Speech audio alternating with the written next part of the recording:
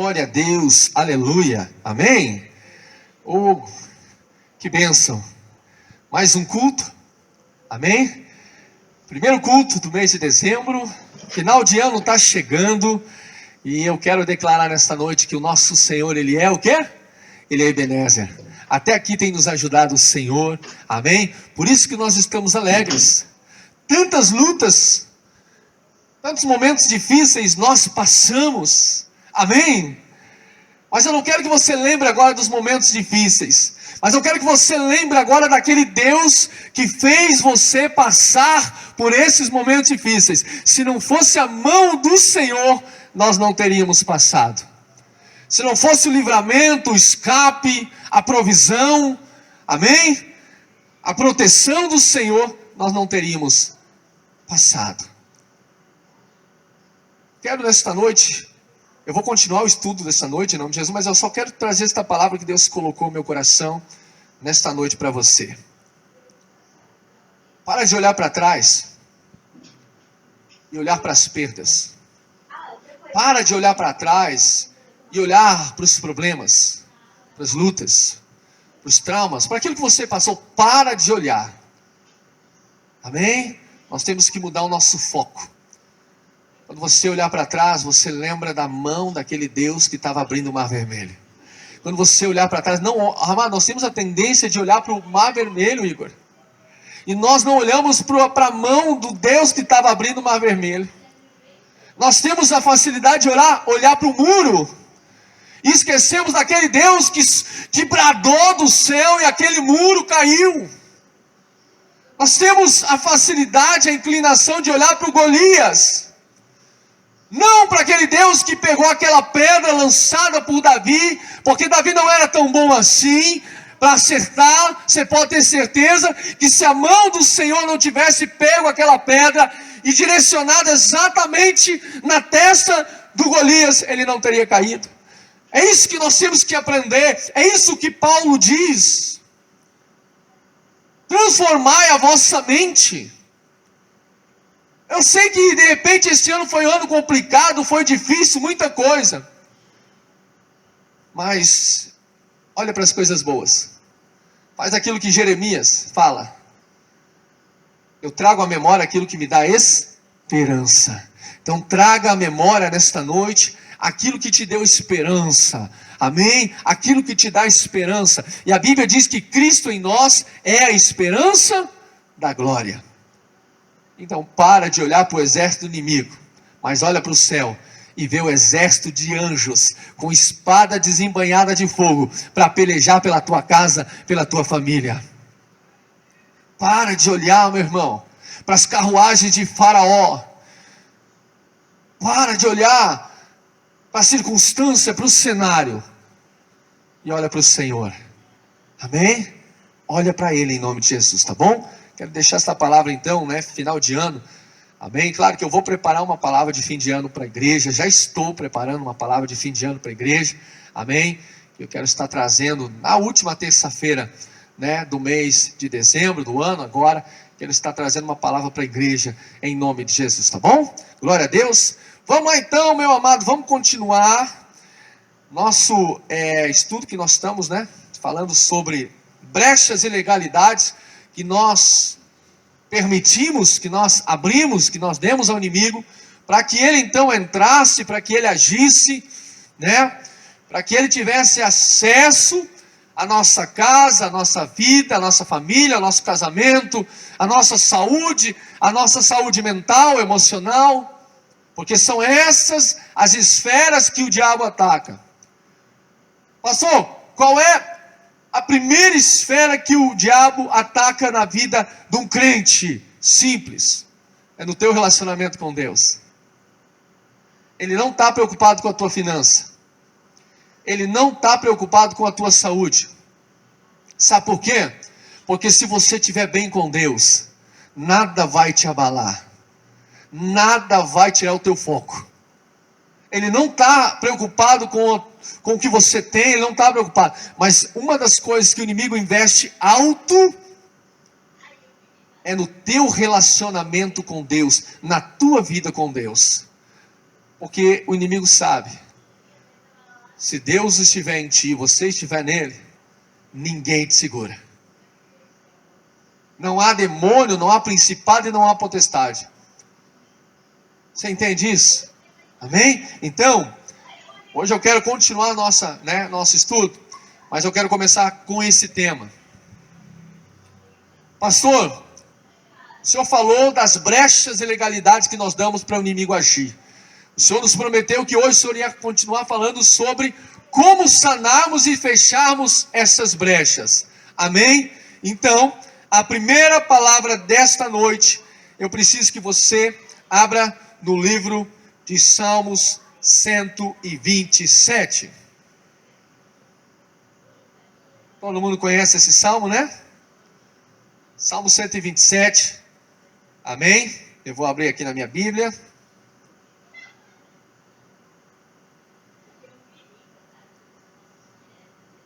Salmo capítulo 127. Amado, quando eu faço visitas no lar, geralmente a gente vai fazer uma visita em um discipulado, né? Chamam de grupos caseiros, pequenos grupos. Esta é uma das palavras que eu ministro, que está no cronograma das palavras que eu ministro em todas as casas que eu vou. Amém? Eu começo, né? Já ministrei. Eu começo contando, né? O fato bíblico que Jesus conta quando, né? O Senhor entra numa casa, limpa, purifica, ajeita, organiza aquela casa. Porém, quando aquela casa, né, volta a ficar vazia, o inimigo faz o quê? Ele retorna para casa então, entra naquela casa, traz 7 espíritos piores ainda, e o estado daquela casa se torna pior do que antes. Pastor, por que isso está falando isso? Eu estou falando exatamente isso. Porque se hoje nós queremos sanar e resolver todas as brechas, começar a resolver os problemas, as brechas e ilegalidades que tem dentro da nossa casa, nós precisamos ter na nossa casa aquele que tem todo o poder para batalhar e guerrear esta batalha por mim. Por quê, amado? Porque Paulo fala no livro de Efésios, capítulo 6, nós já vamos ler daqui um pouquinho, os Salmos, que a nossa guerra ela não é contra a carne nem contra o sangue, mas ela é espiritual. Ela é contra principados e potestades. E como é que eu venço essas batalhas espirituais? É conversando com o inimigo? É tentando entrar num acordo com ele? É claro que não. Mas só vou comprar uma 765 lá em casa, vou botar os demônios tudo a correr. Vou comprar uma 12 repetição, né, Selva, com 7 tiros ali, e vou botar os demônios correr. Você não vai botar ninguém correr. Você vai acabar sendo preso ainda. Porque esta batalha, entenda, meu amado, esta batalha é espiritual. Ela não é física. E a única maneira de nós vencermos essa batalha é com aquele que já venceu essas batalhas, que é o nosso Deus.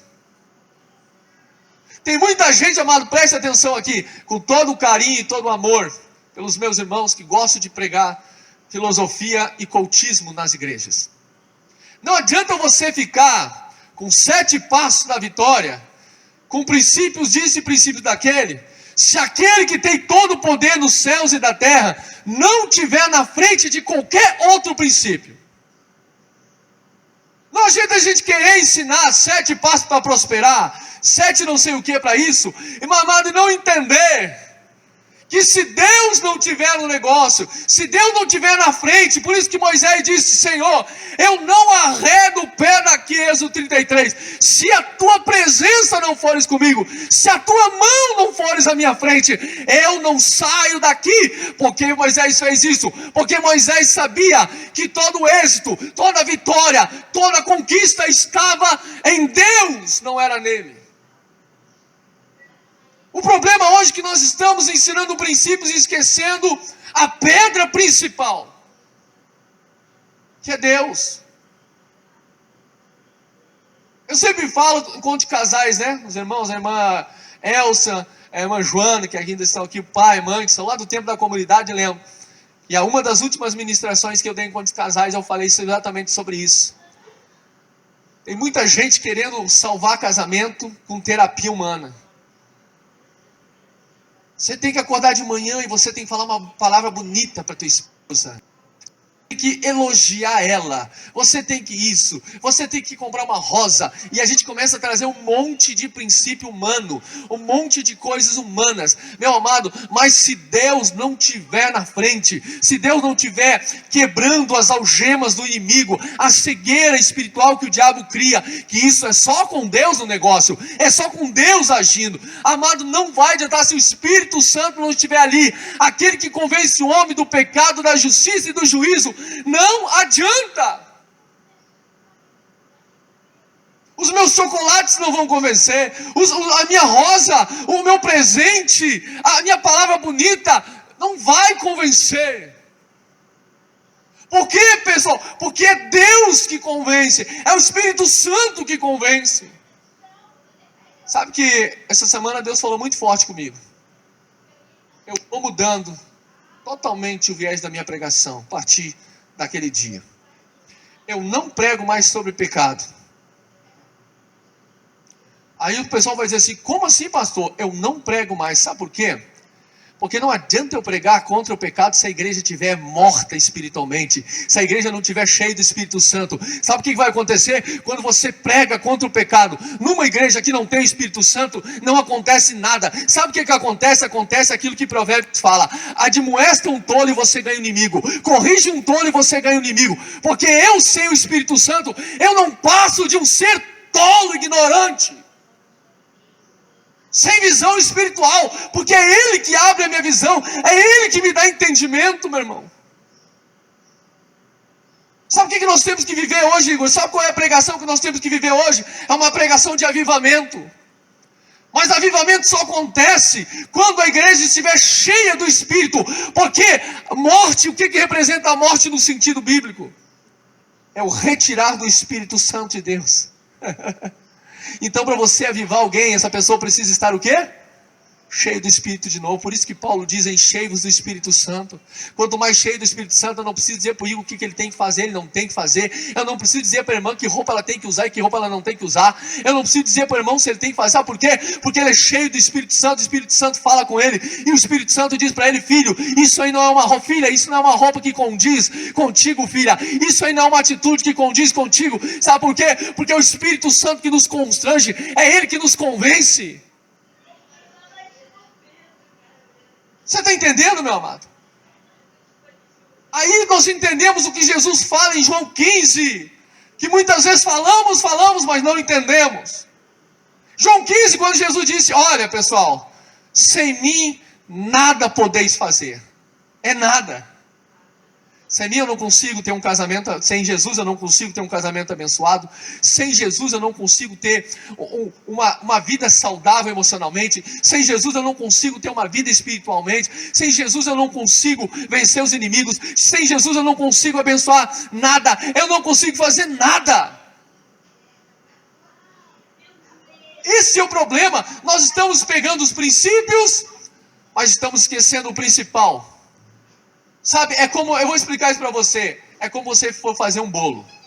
Cadê as boleiras aqui nessa noite? Levanta a mão, cadê as boleiras? Tem boleira aí, ó, irmã. Você chegou a tossir, se afogou a mulher lá. Pudim eu sei que ela faz. Né, meu Walter? Pudim eu sei que ela é a Roma no pudim. Ela, ó, show. Ó, e as boleiras? Vamos lá então, eu quero falar com as boleiras nessa noite. Ó, preste atenção. Você pega a melhor farinha. Diz de passagem que é a Marinês. Propaganda, eu quero o Holtz depois aí, tá? Estou fazendo propaganda aqui. Marinês, vou lá, pego o Marinês. Pego um bolo no ovo de Colônia, diz que é o melhor que tem, né? Pego o açúcar. Pego, sabe, boto a corzinha ali que você bota, né? Para fazer. E eu pego e boto no fogo aquele bolo. Aquele bolo vai ficar lindo, né? Por que não vai ficar lindo?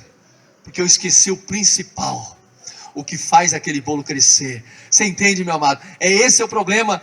Selva, nós indicamos o bolo, nós indicamos a farinha, nós indicamos o ovo, nós indicamos o recheio, nós indicamos o açúcar, nós indicamos tudo, mas esquecemos o principal,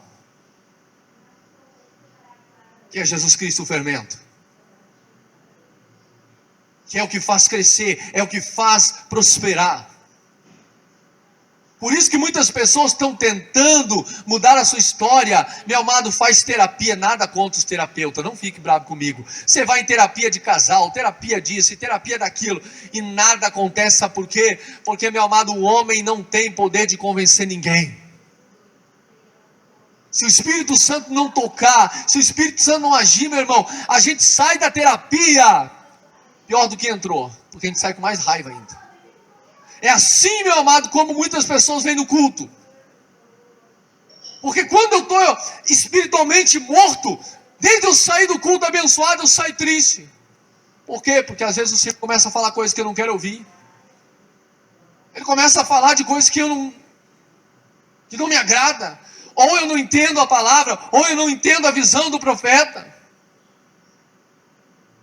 Por isso, meu amado, que nós temos que entender que se nós queremos restauração em nossos lares, se nós queremos restaurar as brechas, nós temos que buscar aquele que é o restaurador de brechas. Lembra do texto que nós lemos lá em Jeremias? O Senhor está procurando restauradores de brecha. Ele olhou para a terra e não viu ninguém. Sabe por quê? Porque nessa terra ninguém tem o poder de restaurar a brecha de ninguém. Aí teve a Isaías, vou trazer os dois profetas, Jeremias, a Isaías. Isaías, o Senhor diz assim: eu busco alguém que seja que eu possa enviar à terra. Aí alguém lá no céu levanta a mão. Quem? Que disse assim: eis-me aqui, envia-me a mim. Sabe quem era esse? Não era nós, era Jesus. Olha que interessante, você entende, meu amado? Era Jesus. Deus olhou para a terra e não viu ninguém que tinha condição, nem um terapeuta, nem um psicólogo. Não estou dizendo que ele não vai amenizar os problemas, não estou dizendo isso, não estou desmerecendo e nem desprestigiando, mas também não dou honra e não dou glória a eles, de jeito nenhum. Porque se eles resolverem os problemas, já tinha um monte de pessoa resolvida. Inclusive eu conheço famílias de psicólogo e terapeuta que é um problema, que é um caos. Se então isso fosse resolver, a família deles seriam bem resolvidas. Eu conheço casamentos de psicólogos que acabou. Meu amado, eu não sou inimigo de psicólogo. Tem meus irmãos que me seguem que são psicólogos. Eu amo vocês de coração. Mas se Jesus não tiver no negócio de vocês, não dá certo. O Senhor olhou para a terra e disse: não tem ninguém que possa ser um restaurador de brechas. Não tem ninguém. Aí lá no céu o Senhor pergunta: quem enviarei por eles? Quem enviarei para resolver essas brechas, essas legalidades? Jesus levanta a mão e diz: Senhor, eis-me aqui, envia-me a mim. Aonde Paulo diz que ele abriu mão da sua glória para descer em forma de homem e habitou entre nós. Ele negou a si mesmo. Para quê? Para ser um restaurador de brechas. Por isso que ele diz: meu amado, sem mim nada podeis fazer. Olha que interessante, vamos para Salmo 127, diz assim, vamos lá: a não ser que o Senhor edifique a casa, trabalham em vão os que desejam construí-la. Ou eu vou usar a palavra agora, reconstruí-la. Nós estamos falando então algo que já está construído, que foi abalado, tá? Eu vou mudar um pouquinho o texto, tá joia? Eu estou lendo na versão King James atualizada, tá bom? Por isso que eu acho que é um pouquinho diferente da versão que vocês estão lendo. Eu gosto muito dessa versão da King James, tá bom? Eu acho ela mais explicativa. A não ser que o Senhor edifique a casa, trabalham em vão os que desejam edificá-la ou reconstruí-la. Se o Senhor não proteger a cidade, inútil será a sentinela montar guarda. Amado, existe um texto mais claro que esse? Não tem.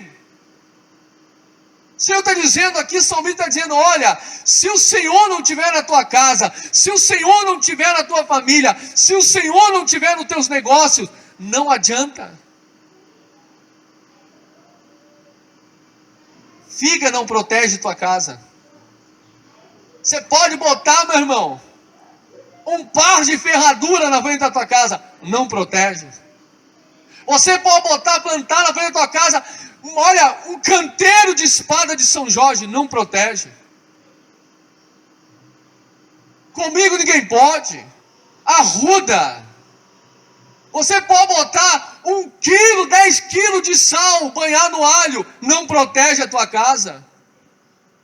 Eu tenho um vídeo, que pena, agora pregando que eu lembrei, esse vídeo.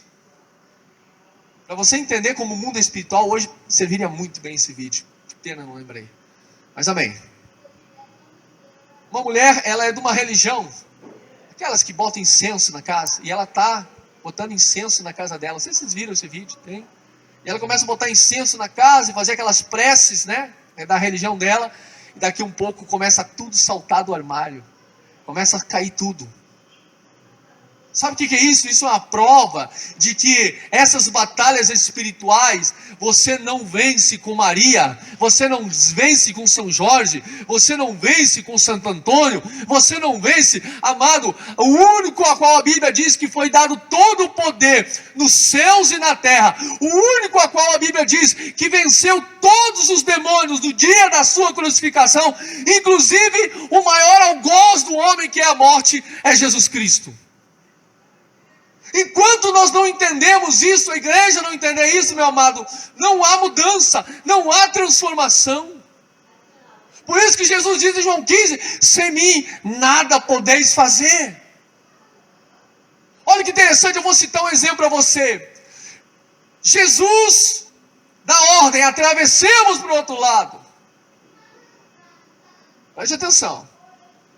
Os discípulos então entram no barco, Jesus, cansado de pregar, vai tirar um cochilo. A Bíblia diz que naquele momento, e você vai entender, isso é espiritual. Porque quando Jesus repreendeu o mar e repreendeu o vento, quer dizer que ali por trás daquilo havia o quê? Demônios. Havia um ser vivo, porque você não ia repreender uma coisa morta. Ele repreendeu porque, e nós sabemos que principados e potestades podem sim abalar, envolver-se no clima, eles podem sim. E eu provo isso para você. Pode, pastor, eu provo. Lembra de Jó? Não veio uma tempestade lá? Quem causou aquela tempestade? Foi Satanás. Não veio uma saraivada de pedra e matou? Quem foi que fez? Então o inimigo, você tem que entender que ele tem poder também sobre a terra. Ele não tem todo o poder. E eu vou provar para você. Então os discípulos estão atravessando para o outro lado. E de repente a Bíblia diz que uma tempestade se levanta. Preste atenção. Aqui agora esses discípulos representam cada um de nós. A Bíblia diz que os discípulos então começaram a remar.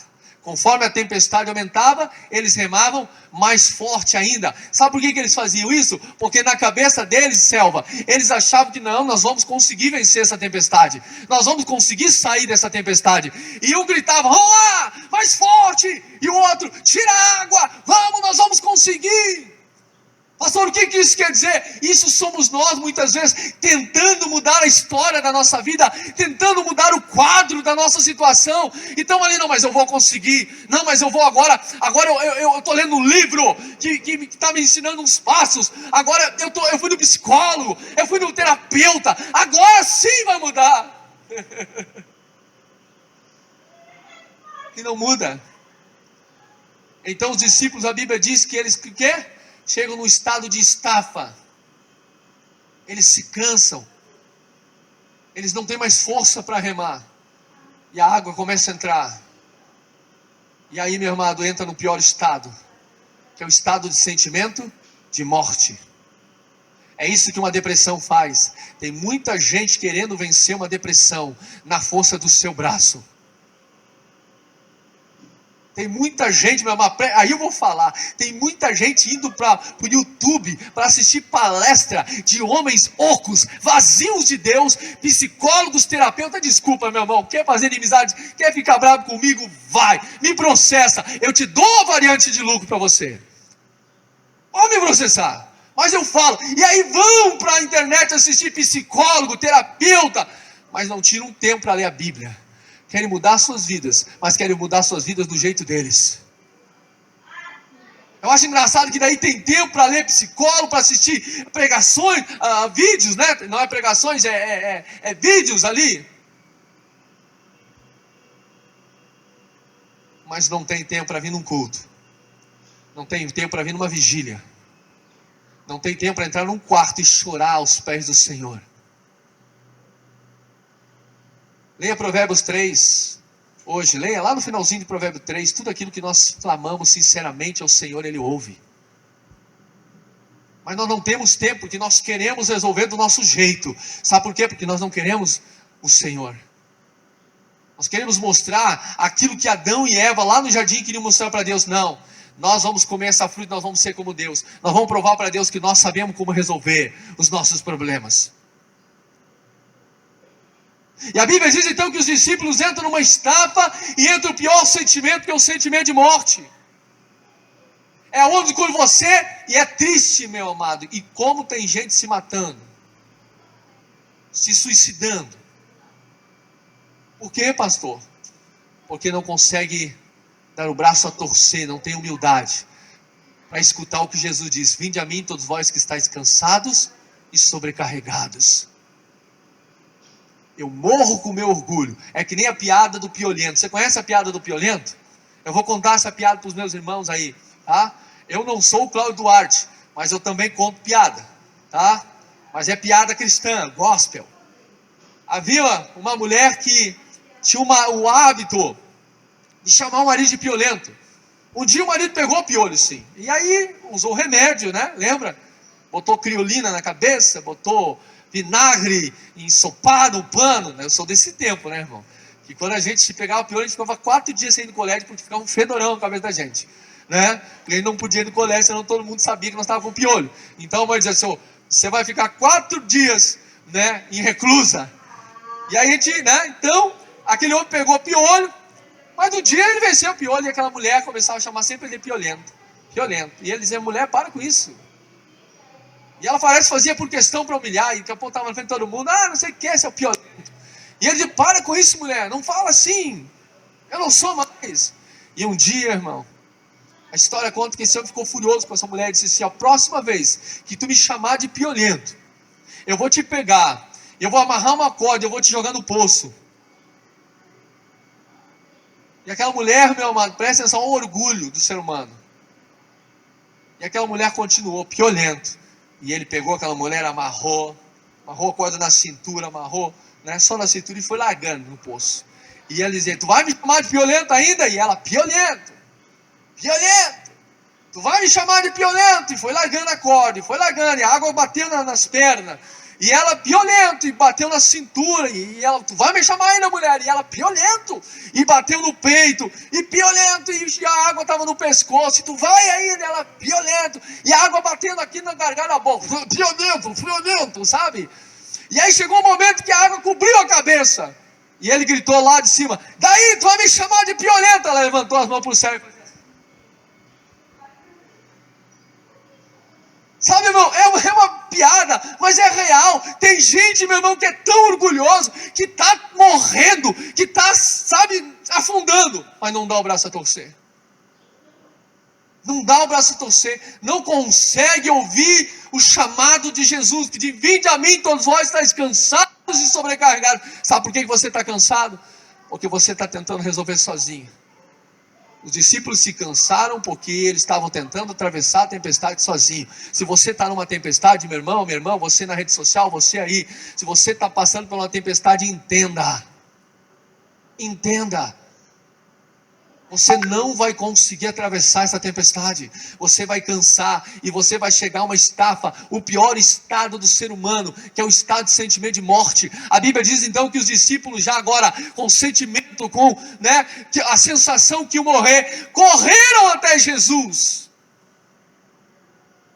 Correram até Jesus e disseram: Senhor, mestre, acorda, acorda. Nós vamos morrer, Senhor. Aí então Jesus desperta, acorda,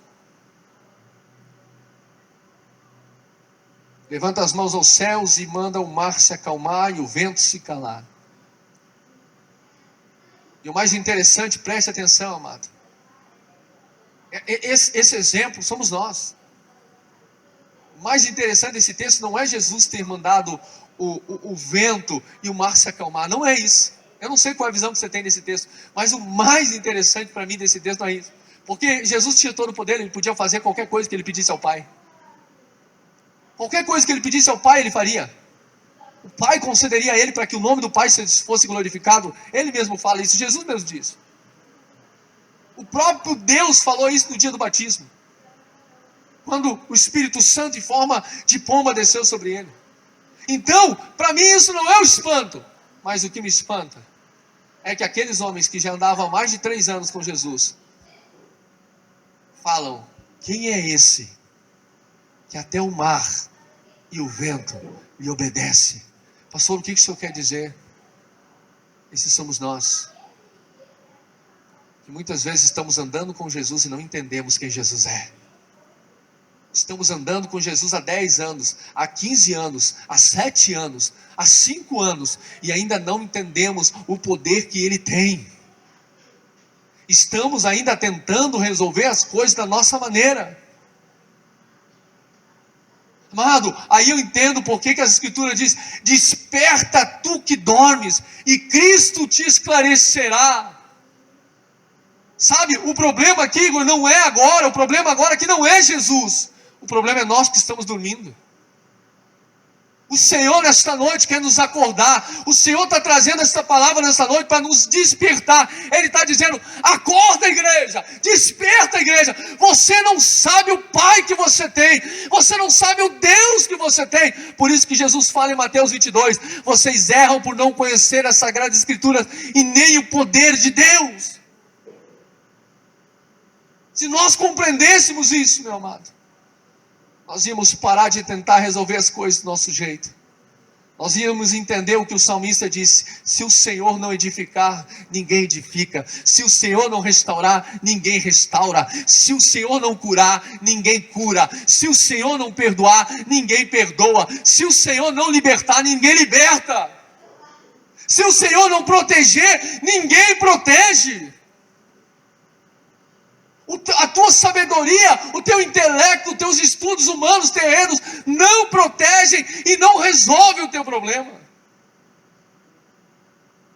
Se fosse assim, meu amado, olha quantas pessoas têm trocentos cursos e às vezes não conseguem resolver um simples problema emocional da sua vida,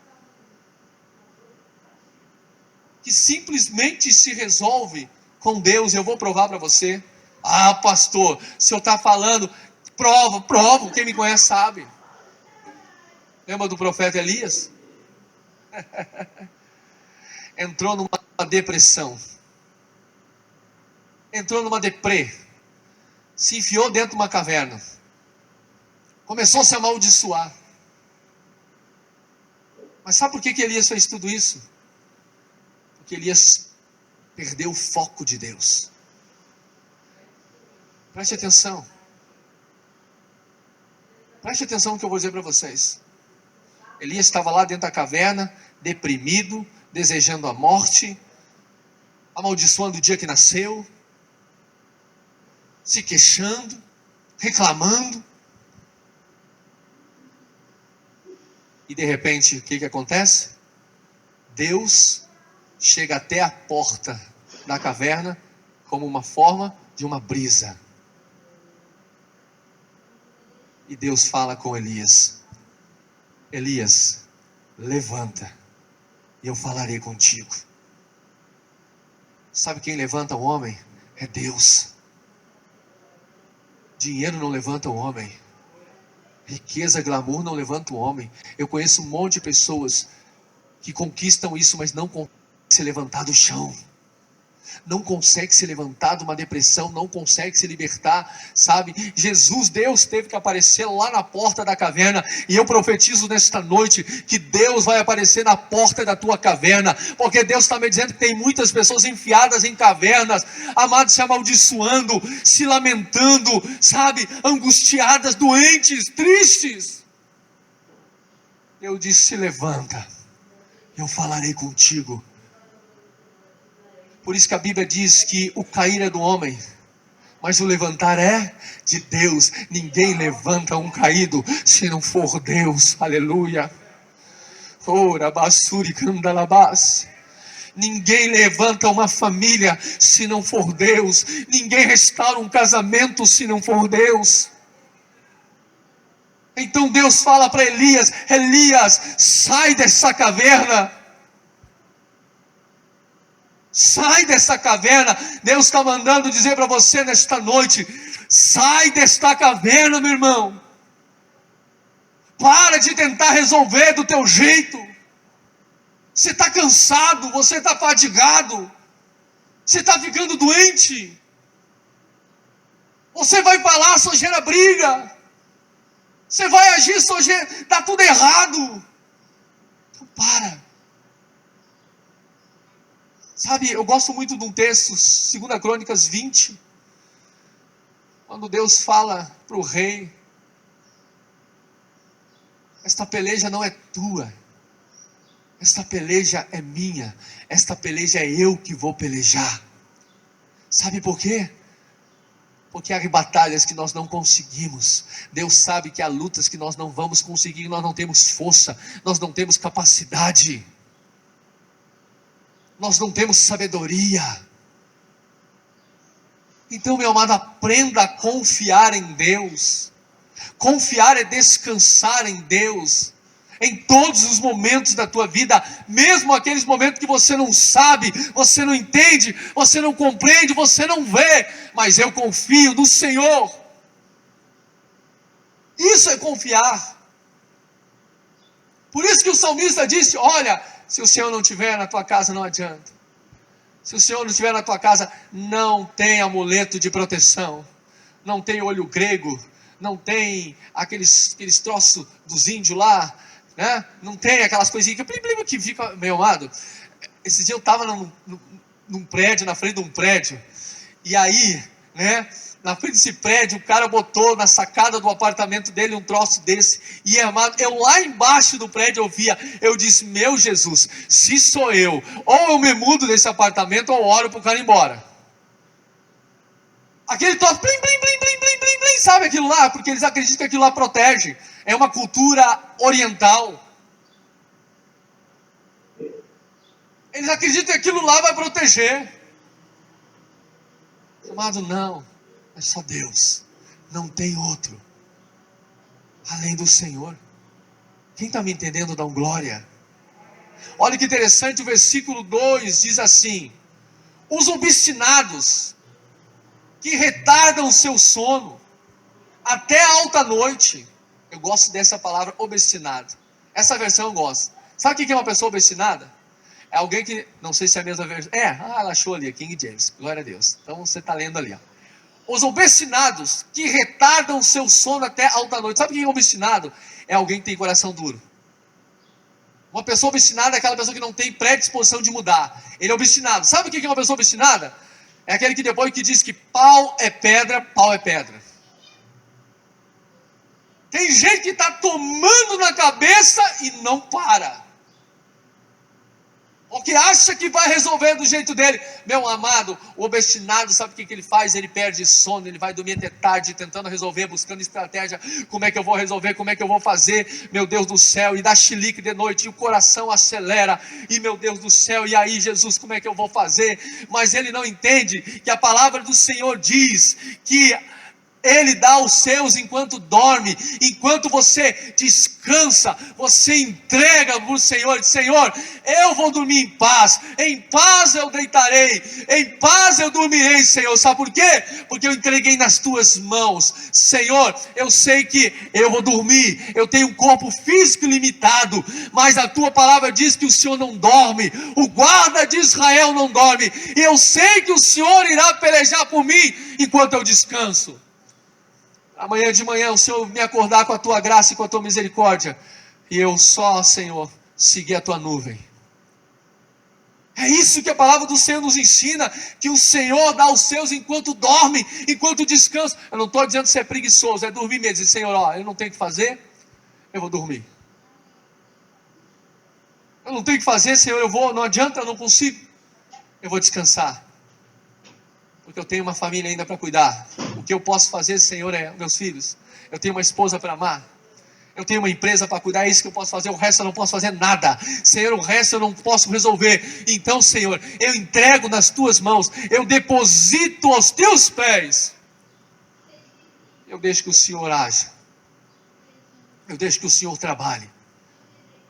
Há um texto, um salmo que eu gosto, diz assim: aquieta, descansa o teu coração, e saberás que eu sou Deus. Enquanto você não aprender a descansar, se aquietar no Senhor. Não, mas eu quero remar. Eu vou resolver isso. Não vai. Não vai, você vai cansar. Pastor, e quando eu cansar, o que eu faço? Tenha humildade de Pedro, de correr para Jesus. Senhor, eu tentei. Com todas as minhas forças, mas eu não consegui. Me perdoa, Senhor. Faz o que só o Senhor sabe fazer, porque só o Senhor é Deus. É isso que nós temos que entender, amado. Por isso que o próprio Jesus disse: vinde a mim todos vós que estáis cansados e sobrecarregados. Eu sei que é muito problema, é muita luta, é muito ataque, é muito revés do inimigo. É muito, eu sei disso, irmão. E aquilo, pesa. Pastor, o que eu faço? Joga aos pés da cruz. Como assim, pastor? Entra para o teu quarto e a sós chora na presença de Deus. Joga tudo para o Senhor. Tem um louvor que eu canto que é: descansa, descansa, confia no Senhor.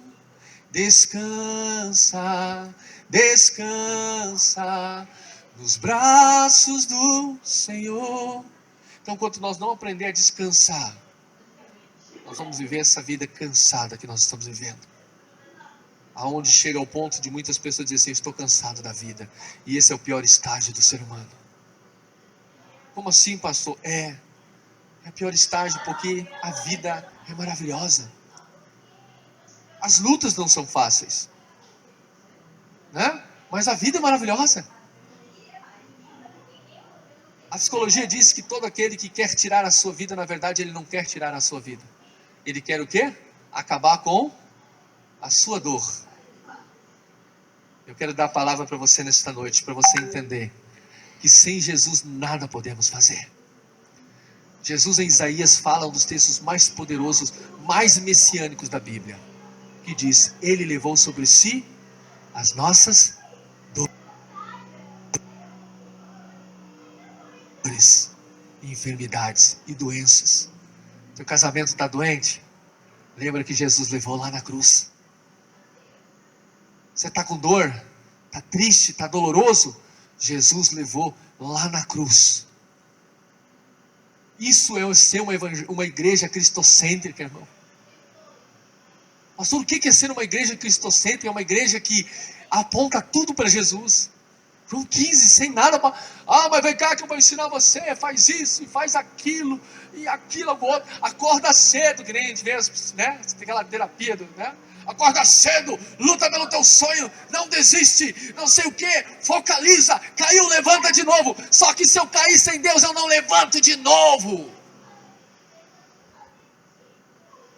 Se a graça de Deus não se renovar na minha vida, eu não acordo de manhã. Se o Senhor não me der força, eu não tenho força para lutar. Efésios capítulo 6, fortalecei-vos na força do Senhor. Isso é igreja cristocêntrica. Provérbios 16, entrega os teus sonhos ao Senhor e Ele realizará. Não adianta eu correr. A Bíblia diz que eu vou correr atrás do vento. É isso que a Bíblia diz. Só que a gente está trocando o evangelho genuíno pelo evangelho fajuto, miserável. Por isso que o Senhor fala à igreja de Laodiceia. Lembra que Ele falou para a igreja de Laodiceia? Uma igreja rica, próspera. Aí Jesus diz: lá de fora. Ele não entrou nem na igreja, ele falou lá de fora: vocês são pobres, cegos, miseráveis. É o evangelho que essa igreja prega. Não a nossa, estou falando da igreja de Laodiceia. Porque aqui tem palavra. Aqui tem pasto para a ovelha. Só não come quem não quer. A Bíblia é clara, meu irmão. Essa igreja ela era pobre, cego, nu, miserável. Por quê? Porque Jesus estava lá fora. Como assim, pastor? O Espírito Santo disse: eis que estou à porta e bato. Quem é que bate numa porta? Quem está dentro ou quem está fora? Quem é que bate numa porta? É quem está dentro ou quem está fora? Quem está fora. Quer dizer, essa igreja, ela é conduzida pela força e o intelecto humano. Mas para Deus, essa igreja é pobre, cega, miserável.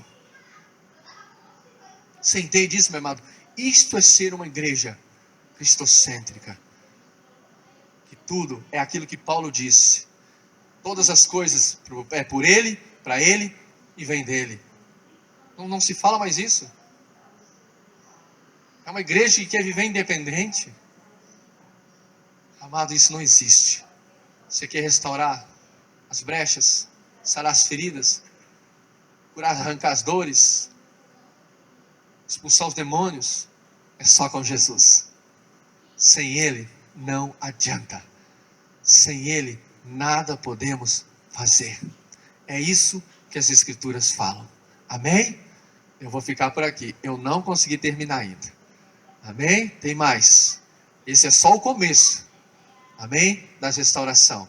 Depois nós vamos falar sobre os outros passos. Amém? Vamos lá então. A irmã Fátima Silva pede oração pela Nara que está entubada. Vamos orar então em nome de Jesus. Amém? Nome sobre todo nome. Nome que tem poder nos céus e na terra. E eu creio em nome de Jesus, eu tenho a fé, e oro a Deus. Ontem estava orando a Deus, pedindo a fé do centurião romano. Qual é a fé do centurião romano? Ontem, nós estávamos na torre de intercessão, 24 horas internacional. Ontem eu estava falando com colombianos e pessoas de vários países, pastores, junto, na live, no Zoom. Nós estávamos em intercessão. Ontem a minha hora foi da 1 até as 2 da madrugada. E eu estava falando exatamente algo semelhante, ao que eu estava falando agora, sobre a fé do centurião. Porque eu estava orando por 4 países lá no outro lado do continente. Mas eu creio que para Deus não existe distância. Eu creio que para Deus não existe empecilho. Só o que impede é o tamanho da nossa fé. Mas nessa noite, em nome de Jesus, eu peço para que Deus gere fé na vida da irmã Fátima Silva, amém? Na minha vida, ao ponto da vida da igreja, que nós vamos orar em nome de Jesus, como Jesus falou para aquele centurião. O centurião, falou para Jesus: não precisa o senhor ir lá, basta o senhor liberar uma palavra, e o meu servo será curado. E a igreja do Senhor Jesus se coloca de pé agora em nome de Jesus, para nós liberarmos uma palavra sobre a vida da Fátima Silva, amém? Que está entubada. Então nós vamos estar orando pela Nara, Nara, a irmã Fátima Silva que pediu oração, a irmã Nara que está entubada, em nome de Jesus. Nós vamos liberar uma palavra de cura em nome de Jesus, tá bom? Vamos lá então, estenda as mãos para o alto. Nós não sabemos que hospital é, mas estenda para o alto, porque estender para o alto é como o salmista disse: eleva os meus olhos para o alto, de onde vem o meu socorro. Amém? Pai, nós levantamos as nossas mãos aos céus agora, declarando, Senhor, que Tu és Deus e Tu podes todas as coisas.